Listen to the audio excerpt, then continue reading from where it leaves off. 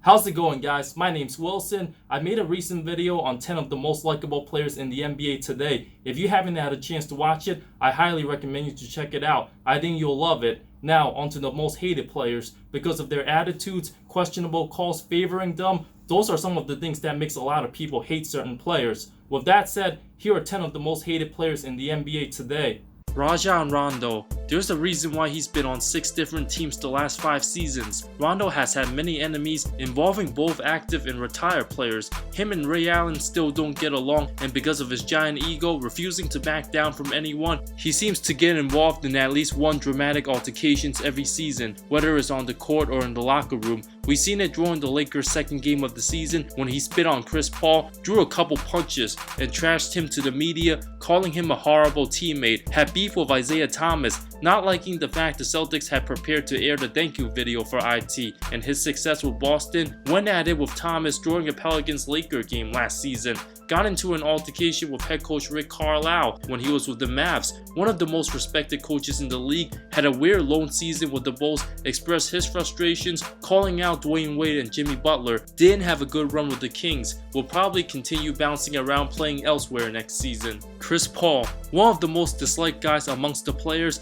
his tenacity and competitiveness gets the best of him at times, with a couple former teammates speaking out against him, calling Paul a bad teammate. As one of the best floor generals the game has ever seen, listed as only 6 feet, Paul's known for his flopping, complains to the refs non-stop, puts a lot of pressure on them every time he gets a no call, had a disastrous exit, leaving the Clippers, took his Rockets teammates trying to break into the Clippers locker room. Even the LAPD was called to the scene. Now as he ages and very injury prone, his 4-year $160 million contract looks worse and worse, something Houston might regret down the road. James Harden, playing the best basketball of his career from a scoring perspective as the best isolation player in the game today, he still has a reputation for not being able to perform in the postseason. His game can be very annoying to watch when he's going up against your favorite team, while his teammates stand around the perimeter, manipulates the playbook by constantly initiating the contact to draw fouls in a way we've never seen before, jacks up threes. Even if he goes 2 of 17 from downtown, he'll always have the green light to shoot. In a couple instances where he was a little short of reaching 30 points, remains in the game with a couple minutes left drawing a blowout, puts up points in garbage time to increase his streak, making his numbers look good. Although what he's doing is remarkably impressive, everyone will judge him come playoff time, and if he doesn't perform at a high level in the postseason, his regular season numbers are meaningless. Russell Westbrook, beloved and hated by half the basketball fans, his competitive spirit, fearlessness, and willingness to destroy his opponents is 100% respected, but his decision making and questionable shot selection drives a lot of people crazy.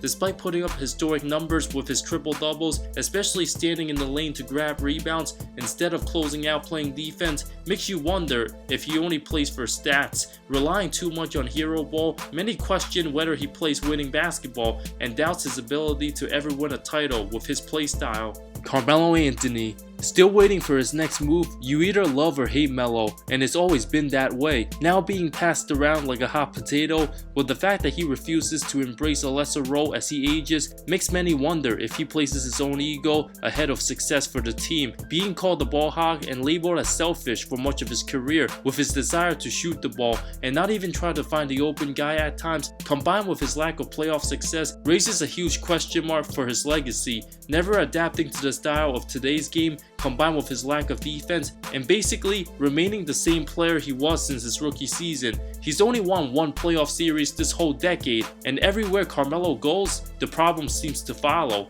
Dwight Howard, who's been one of the most hated players in the league for the last decade. He was lovable during his so-called Superman Magic days. His career's been a joke ever since he left Orlando. While with the Lakers, he struggled to coexist with Kobe Bryant, had an ugly ending, failing to win a single playoff game with purple and gold. From not taking away any skills, being alongside 2 of the best post players all time in Kevin McHale and Hakeem Olajuwon, Dwight and James Harden didn't really get along and had his problems with the Rockets. His hometown team, the Atlanta Hawks, didn't even want him, lasted only 1 season there, could have been a 25 and 15 guy if he put in the work, but has awful body language, doesn't seem to care when he loses, lacks work ethic and passion for the game, being labeled as soft. Despite being a double-double machine, Charlotte was also quick quick to get rid of him in a blink of an eye. Even though he's still capable of putting up 15 and 12, I won't be surprised if Dwight will be out of the league in 2 years.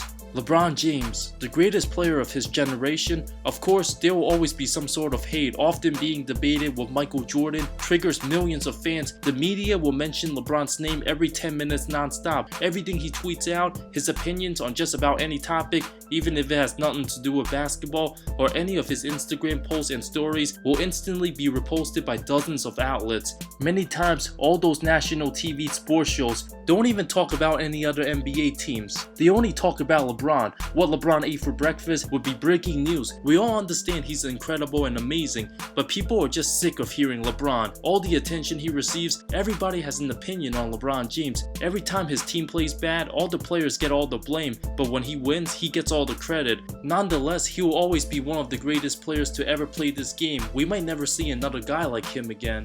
DeMarcus Cousins, having haters his whole career, known for complaining a lot in Sacramento, constantly getting teed up and losing his temper. Some teams apparently has a no Cousins policy, with his angry emotions getting the best of him at times. His hard-nosed temper shown in the past makes him one of the toughest guys to have to deal with. His decision joining Golden State makes him even more hated. Draymond Green, known for his trash talk, big mouth, and dirty play, Draymond loves getting into opponents' heads. The time he kicked his legs up, badly kicking Steven Adams in the groin, trying to punch LeBron, leading to a suspension, costing the Warriors the 2016 NBA Finals, and even going at it with his own teammate Kevin Durant earlier on the season. Showing frustration towards the officials many times, Green should be fortunate with his emotions. If other players react the way he does, more than likely they would pick up technical fouls. But since we're so accustomed to seeing Draymond act a certain way, he gets the benefit of the doubt. Kevin Durant. Millions of NBA fans will never get over the fact that he left OKC to join a 73-win team who beat him in the playoffs. KD's earned a snake reputation, seen in almost every social media post related to him. Getting caught using burner accounts makes him look worse.